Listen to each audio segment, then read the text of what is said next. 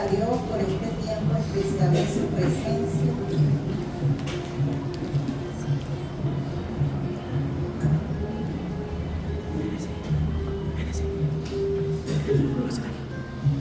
Quisiera invitarles a buscar en sus Biblias Marcos 16.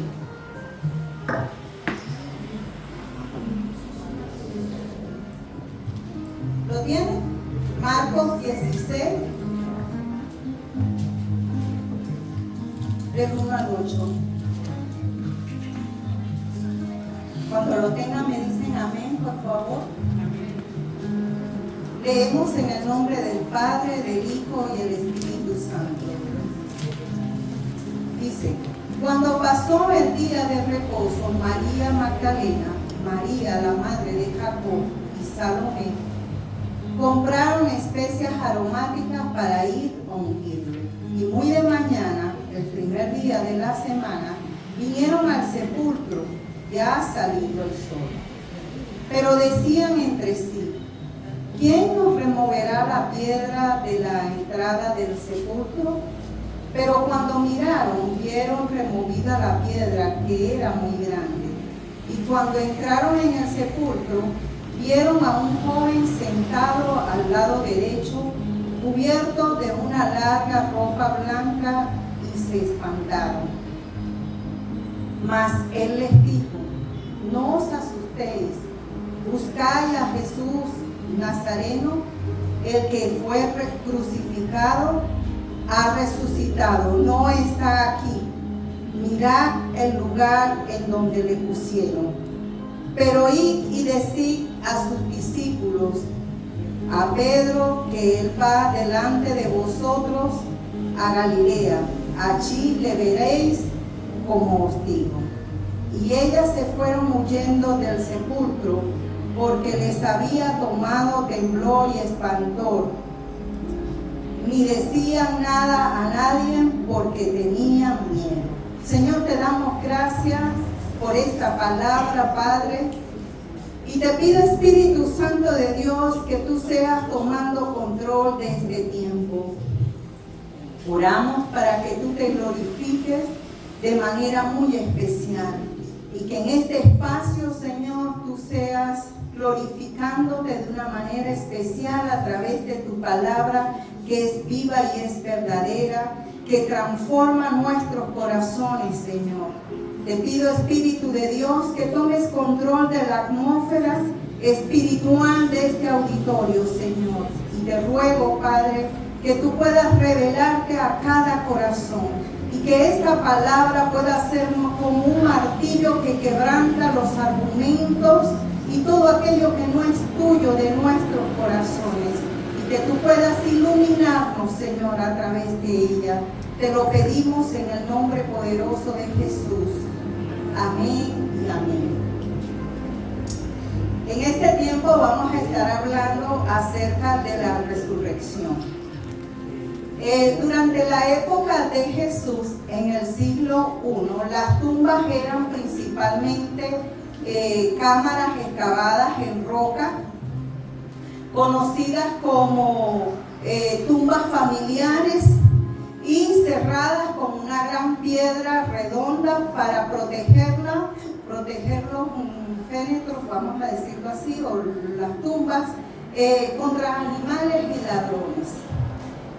Los pobres o extranjeros que no tenían tierras, ellos eran enterrados en fosas comunes de un hueco allí vertical en los campos designados para esto, y allí los metían a todos. La tumba de Jesús era propiedad de José de Arimatea. Era una tumba privada y era nueva. Se dice que posiblemente allí donde fue enterrado está la iglesia del Santo Sepulcro. Los funerales eran muy rápidos, ¿no? En esa época. A menudo se hacían en el mismo día. También se cubrían los cuerpos con unas especias como el nardo, la mirra y el aloe. En este mismo orden de ideas, Marcos nos narra acerca de uno de los acontecimientos más importantes de la vida de Jesús, que fue su resurrección. Esto simboliza en la historia del cristianismo sobre la muerte y el pecado. También el Evangelio nos relata que Jesús resucitó al tercer día y que fue crucificado y enterrado, pero que resucitó al tercer día. Su resurrección otorga para nuestras vidas o para todos los creyentes pruebas claras de que Él es el Hijo de Dios y la certeza de todas sus enseñanzas. A través de la fe en su resurrección, los creyentes en Cristo tienen la esperanza garantizada de una futura resurrección prometida en las Escrituras, donde todos los fallecidos resucitarán en Cristo según el juicio final. Ahora, ¿cómo fue esa resurrección de Jesús?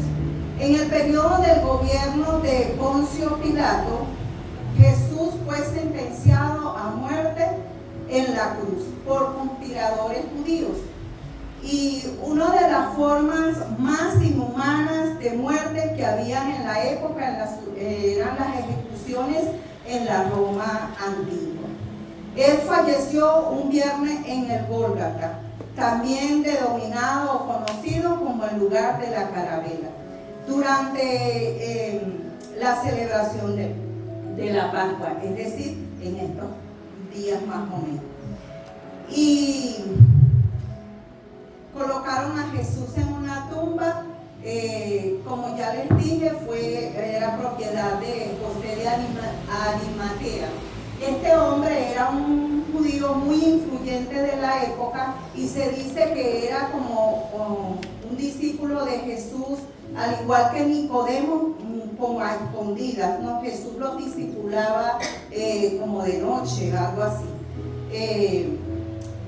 Él quiso dignificar la muerte de Jesús ofreciendo esta tumba, porque esta tumba no era para todo el mundo. Este tipo de tumbas solo la tenían o las podían conservar las personas muy adineradas de la época.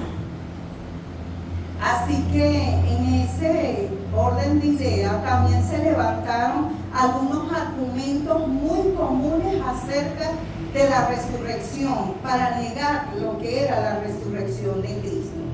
Y una de las primeras teorías que se dicen es la teoría del desmayo. Se argumenta que Jesús no murió realmente, sino que cayó en un profundo dolor y que su crucifixión en la frescura de aquella tumba lo revivió y se liberó de las vendas, luego apareciendo delante de los discípulos. Pero este argumento queda inválido porque la palabra del Señor nos lo revela y dice que los guardias romanos fueron los primeros en declarar que Jesús no estaba muerto. Mira lo que dice en Juan 19, 33 a 37.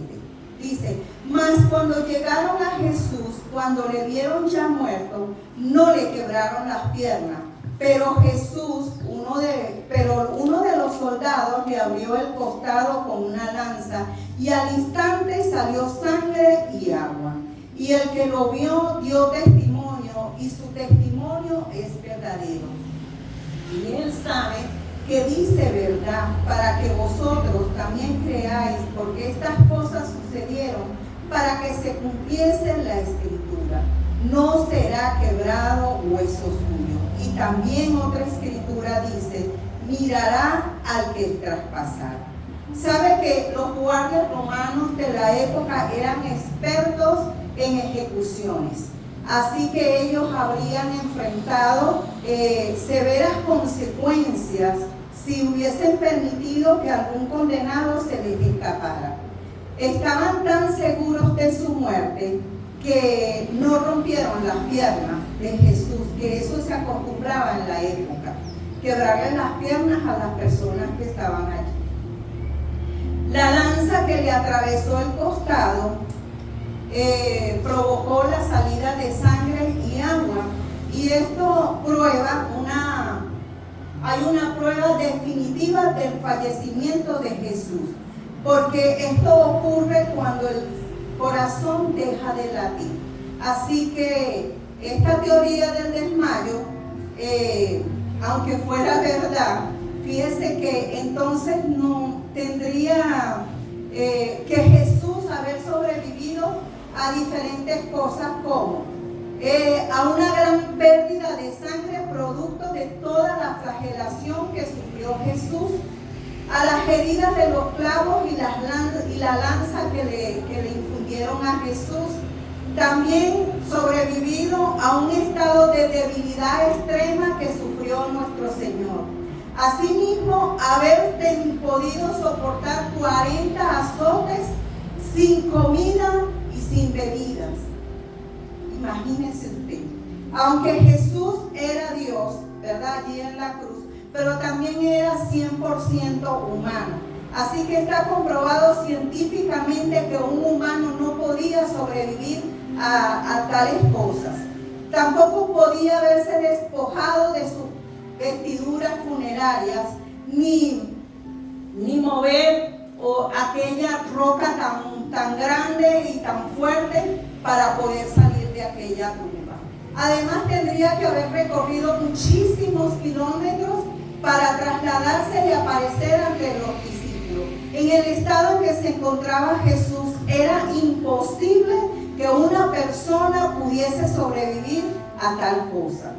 De manera que esta teoría es tan absurda que no merece respuesta a estas cosas que están diciendo. Y quedan infundadas todas esta teoría. La segunda teoría dice que es la del no entierro. Consiste en que Jesús nunca fue enterrado.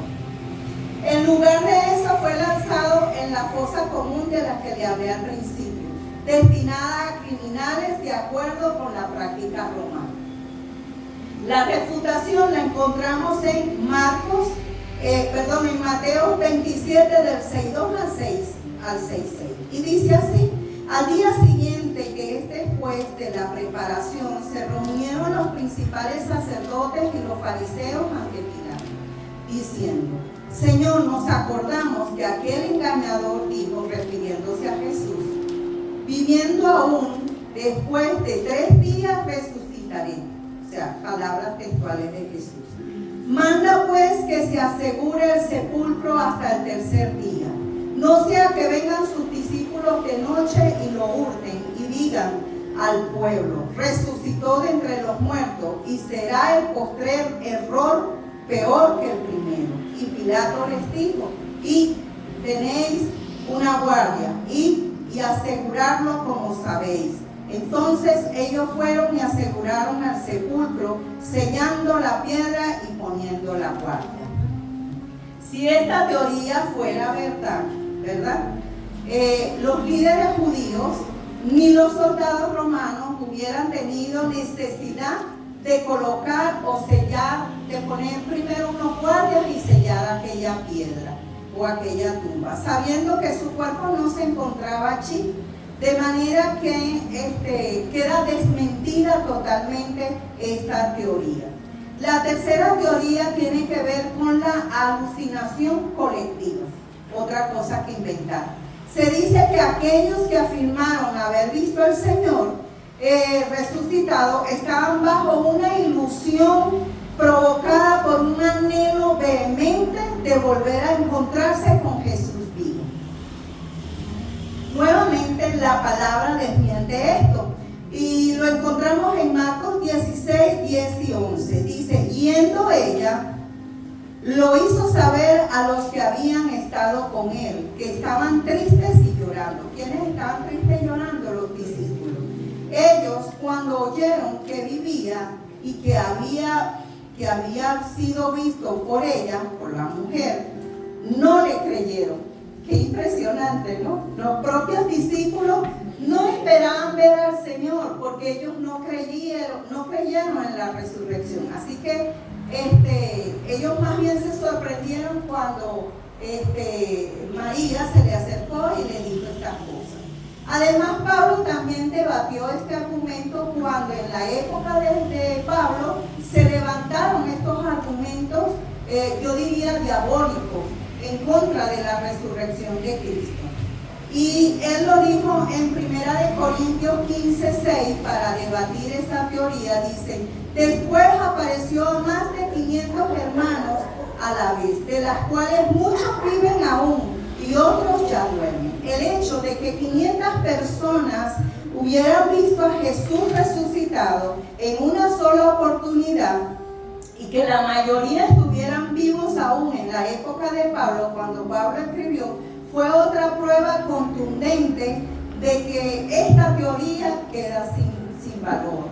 No tiene ningún sostenimiento. Amén. La última, o la cuarta teoría, son muchas, pero yo solamente traje algunas. La teoría del cuerpo robado. Esta teoría sostiene que los seguidores de Jesús tomaron su cuerpo para cumplir sus palabras. Como Jesús decía que iba a resucitar al tercer día, entonces ellos decían que los discípulos se habían robado el cuerpo para confirmar de que Jesús no había resucitado. Pero nuevamente el Señor en su palabra queda desmentida esta teoría. Miren lo que dice en Mateo 28, del 11 en adelante. Dice: mientras ellas iban, algunos de la guardia fueron a la ciudad y les encontraron a los principales sacerdotes todo lo que había sucedido. Ellas se refieren a las mujeres que vieron a Jesús. Ellos se reunieron, es decir, los sacerdotes con los soldados, se reunieron con los ancianos y después de ponerse de acuerdo, dieron mucho dinero a los soldados y les dijeron: miren lo que hicieron. Ustedes digan que sus discípulos fueron de noche y se robaron el cuerpo mientras ustedes estaban dormidos.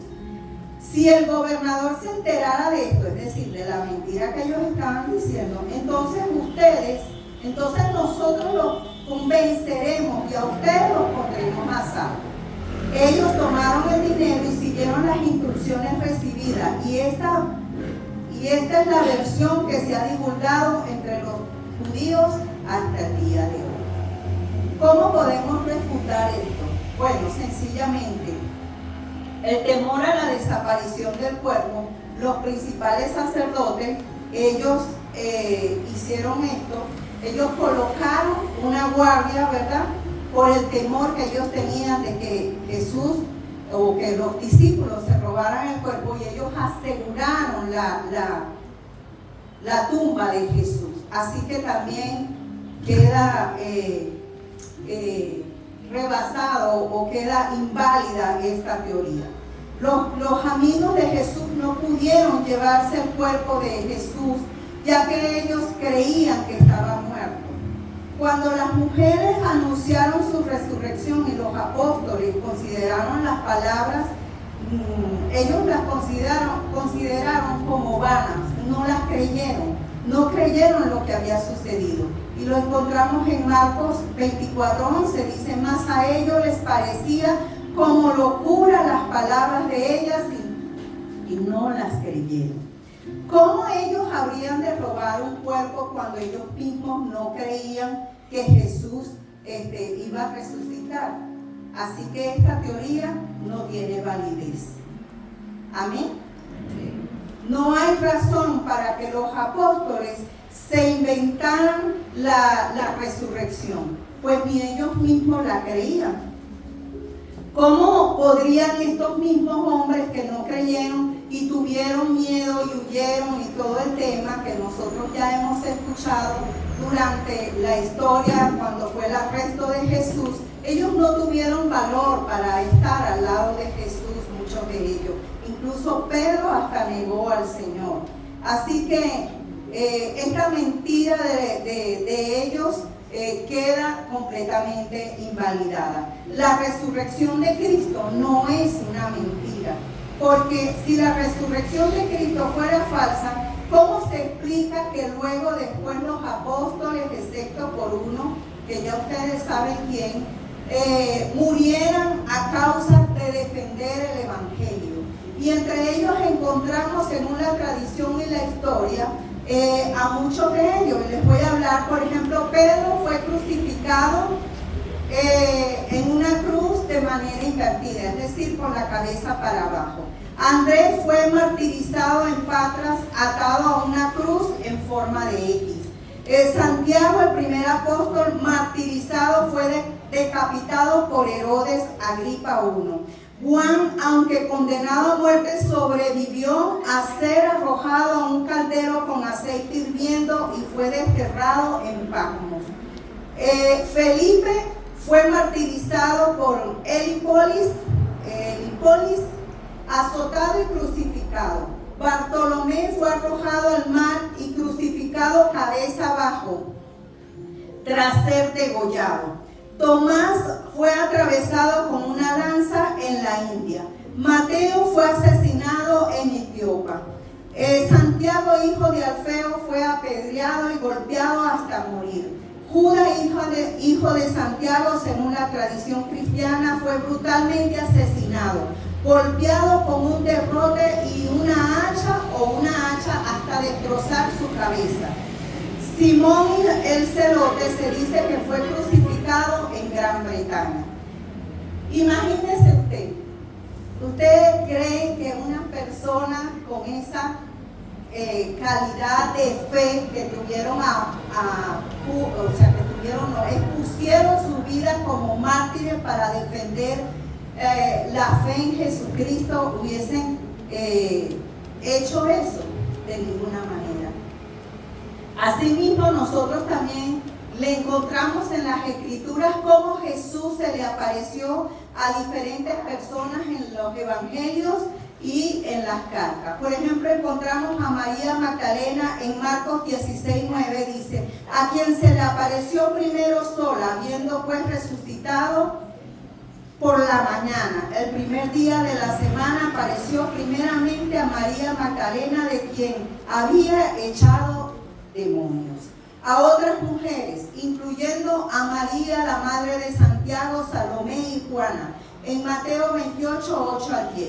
Las mujeres se fueron rápidamente del sepulcro, con miedo y con mucha alegría a la vez, y corrieron a llevar la noticia a los discípulos. En eso Jesús se presentó ante ellas y las saludó. Ellas se acercaron a Jesús y lo adoraron, abrazándole los pies, y les dijo: no tengan miedo, vengan a decir a mis hermanos que se dirigían a Galilea y que allí me verán. Simón Pedro, Lucas 24:34, se registra el momento culminante en que los discípulos en Jerusalén confirman la resurrección de Jesús. Los dos que regresaban camino a Emmaús, y ellos dijeron: es verdad, el Señor ha resucitado y se ha aparecido a Simón. Los dos discípulos camino a Emmaús, como ya les dije, lo pueden leer en Lucas 24 del 13 al 35, un pasaje bastante extenso. Los 10 apóstoles en el tabernáculo sin Tomás. Tomás no se encontraba en ese momento. Lo encuentra en Juan 20, 19 al 23. Lo voy a leer. La noche de ese mismo día, el primero de la semana, los discípulos estaban reunidos a puerta cerrada en un lugar. Por miedo a los judíos, en eso llegó Jesús. Se puso en medio de ellos y les dijo: paz sea con ustedes. Y mientras les decía esto, les mostró sus manos y su costado. Y los discípulos se regocijaron al ver al Señor. Entonces Jesús les dijo una vez más: la paz sea con ustedes. Así como el Padre me envió, también yo les envío a ustedes. Y habiendo dicho esto, sopló y les dijo: reciban el Espíritu Santo. A quienes ustedes perdonen de pecado, les serán perdonados, y a quienes no les perdonen, no les serán perdonados. Allí se le apareció el Señor a los discípulos, dándoles instrucciones de qué habían de hacer. A los 11 apóstoles una semana después con Tomás. Juan 20 del 24 al 29. Pero Tomás, uno de los 12, llamado Dídimo, no estaba con ellos cuando Jesús vino. Le dijeron pues los otros discípulos: al Señor hemos visto. Y les dijo: si no viere en sus manos la señal de los clavos, y metiere mi dedo en su lugar de los clavos, y metiere mi mano en su costado, no creeré. 8 días después estaban otra vez los discípulos dentro, con ellos con Tomás. Llegó Jesús, estando las puertas cerradas. Imagínense, si no fuese verdad la resurrección, ¿cómo hubiese entrado Jesús con la puerta cerrada, verdad? Luego le dice a Tomás: pon aquí tu dedo y mira mis manos. Acerca tu mano y métela en mi costado, y no seas incrédulo sino creyente. Entonces Tomás respondió y le dijo: Señor mío y Dios mío. Jesús le dijo: porque me has visto, Tomás, creíste. Bienaventurados los que no vieron y creyeron. Tomás representa la persona moderna que existe en el día de hoy, la que exige pruebas y evidencias empíricas, es decir, ver y tocar. De manera que su ausencia en la aparición refleja como un aislamiento que puede debilitar la fe. Esto en el caso de Tomás. Sin embargo, Jesús no rechaza a Tomás. Jesús no lo rechaza por su duda, sino que más bien se acerca a él y le ofrece misericordia y amor, ofreciendo una evidencia necesaria para que él creyera y fortaleciera su incredulidad. Y es allí donde Tomás dice: Señor mío, Dios mío, y el Señor mismo le dice: dichosos los que no creyeron y vieron, los que no vieron y creyeron. Entonces esta frase enfatiza una fe genuina que infunde, que no es solamente sensorial, sino que va mucho más allá de lo que nosotros podamos tener con nuestras emociones. Otra de las apariciones fueron a los 7 discípulos en el mar de Galilea, donde ocurrió la pesca milagrosa en Juan 21 del 1 al 24. Como ya les dije, a 500 personas se le apareció, todos al mismo tiempo, y a los que aún viven en la época que se escribió. A Santiago, después se le apareció a Santiago, la Biblia lo nombra como Jacobo, pero es Santiago. Después a todos los apóstoles también se le apareció en la ascensión. A Pablo de Tarso también se le apareció en 1 Corintios 15:8. Todas esto que el acontecimiento lo encuentra en 1 Corintios 15. Dice: y al último de todos, como a un abortivo, se me apareció a mí, dijo Pablo. Pablo se refiere a su encuentro con el Jesús resucitado, cuando iba camino a Galilea. Ahora, nosotros también encontramos algunas lecciones que podemos aprender de la resurrección de Jesús. Y la primera lección que nosotros encontramos en esta resurrección es que Jesús siempre dijo la verdad. Diga al que está a su lado: Jesús siempre dijo la verdad. Él dijo: yo soy la resurrección y la vida. Es una afirmación de Jesús en Juan 11, 25 al 26. Dirigida a Marta cuando ella se le acercó que había muerto Lázaro. Allí se desafió toda lógica, todo aquello se desafió. Y a veces nosotros somos desafiados en nuestra lógica, como le pasó a este discípulo de Jesús. La segunda lección que encontramos es que la muerte ha sido derrotada. Aleluya, gloria a Dios. Él dijo: yo soy el que vive, estuve muerto, pero ahora vivo por los siglos de los siglos y tengo las llaves de la muerte y sus dominios. Apocalipsis 1:18. La Biblia afirma que la paga del pecado es muerte, pero sin embargo el que está en Jesús puede recibir vida eterna. Amén, aleluya, gloria a Dios.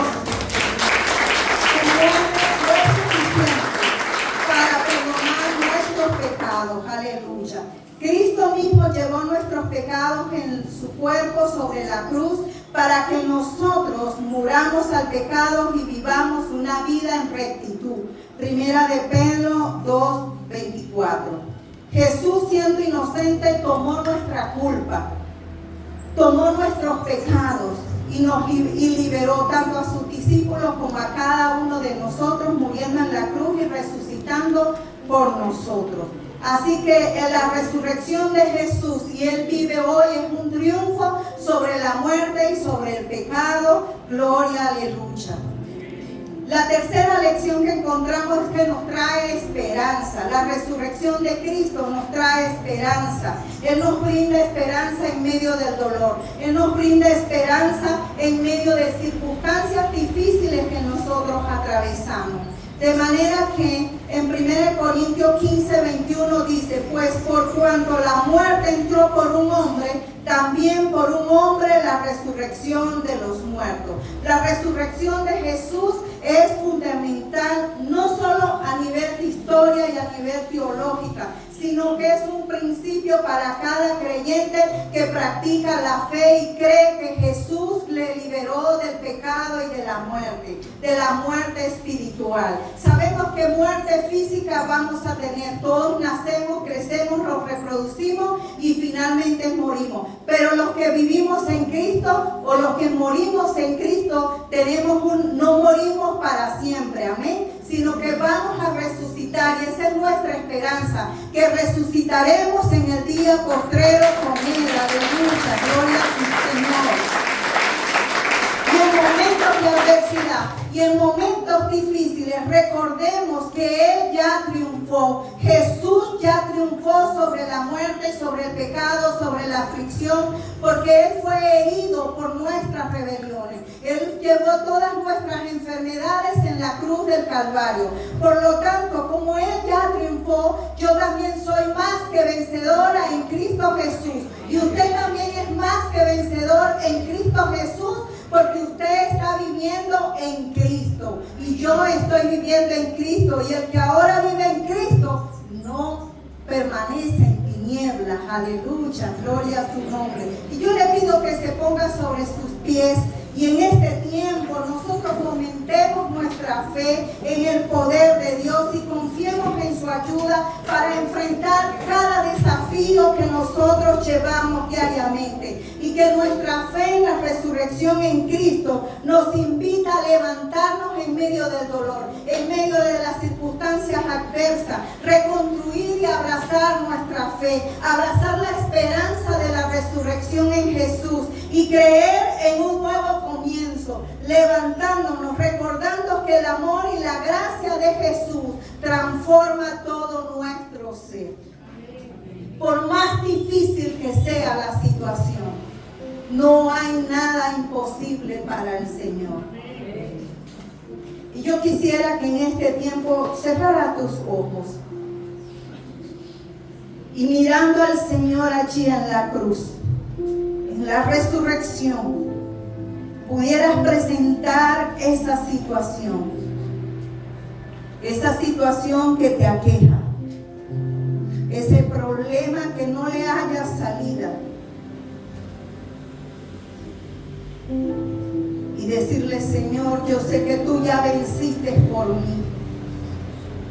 Si es un problema de enfermedad, recuerda que Jesús la llevó a la cruz del Calvario, que por sus heridas fuimos nosotros curados.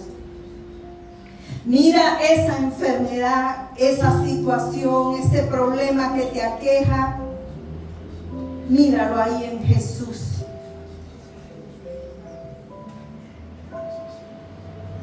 Señor, te damos gracias, Dios. Gracias por tu resurrección. Gracias por tu sacrificio en la cruz. Gracias porque en ti somos más que vencedores.